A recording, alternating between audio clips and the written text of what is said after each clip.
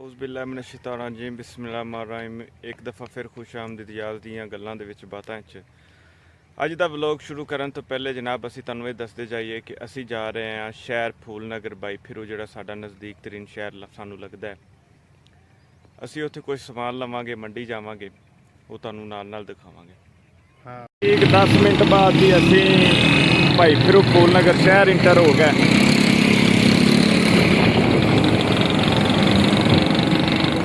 इतों असी कोई शहर जो समान लवांगे, फिर जी मंडी है शहर तो ज़रा बाहर करके आ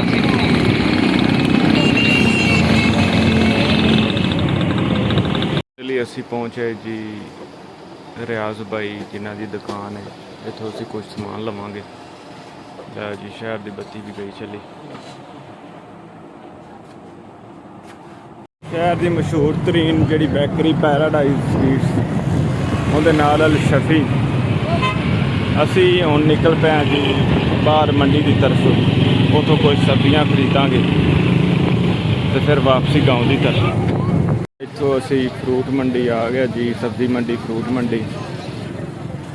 असी इतों कोई सब्जी खरीदांगे तो फिर तुहानूं दस्सांगे। फिर दूसरी दुकान पर आए, उतों जिहड़ा प्याज सी ना अच्छे वाला वो सानूं मिलिया 90 रुपए किलो। जो पिछे वाला सी वो ज़रा बड़ा बड़ा प्याज सी वो 100 रुपए किलो सी। तुसीं मंडी का नज़ारा कर सकते हो।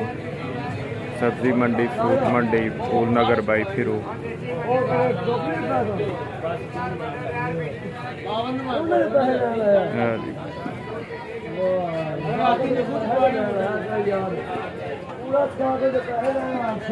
हर बंदा इत्थे उके लांदा पिया भी सब्जी बेच रहा।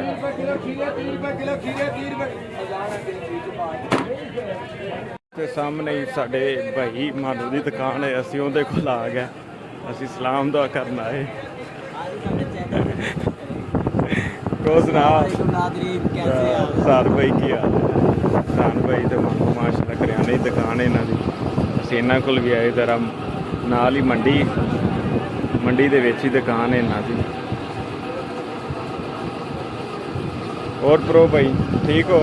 तुसीं भी चैनल ते आ रहे हो अजकल? अज के ब्लॉग का इख्तिताम करने असीं वापस आते गाँव की तरफ जा रहे हैं। साडे चैनल सबसक्राइब करो, वीडियो लाइक करो तो शेयर करो। Thank you. अल्लाह हाफिज़।